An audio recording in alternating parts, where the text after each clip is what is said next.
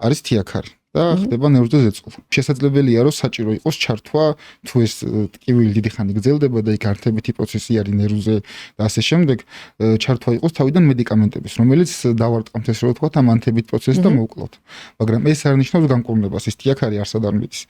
მაგ შემთხვევაში მე უკვე ჩვენ ვიწყებთ თერაპიას თავიდან უფრო მეტად სხივებით და ელექტროსტიმულაციით და შემდგომ უკვე ვაგრძელებთ გაწელვებით, დინამიური გაწელვებით და სწორი ვარჯიშებით, რადგანაც ვაძლიერებთ დუნდულას, ხერხემლის და წინ ესე ვთქვათ ქორსასაც ეძახიან და წინ შეგაბარს წუნთებს.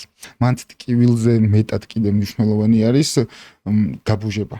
თუ მაგალითად გადმოსული არის აი წელის თიაქრის შემთხვევაში გაბუჟება ფეხზე და ფეხის კუნთებზე და ეს გაბუჟება არ გადის მიუხედავად იმისა ტკივილი შეიძლება ერთ დღე არ ქონდეს, მეორე დღეს ქონდეს. როცა გადაწყვეტავს უკვე ექიმი რომ ეს ოპერაცია ჯერჯერობით არ ჭირდება და დღესდღეობით ძირითადად ისეთი ნეიროქირურგები ყავს რომ მაქსიმალურად თავს იკავებენ თიაქრის ოპერაციისგან თუ რაღაც ისეთი შედეგი არ არის, მაგ შემთხვევაში მე უკვე გადმოდიან ჩვენთან და ჩვენ ვიწყებთ მაგის მკურნალობას და არა მარტო მკურნალობას, აი ცხოვრების ესე ვთქვათ გარკვეული უნარების შეცვლას.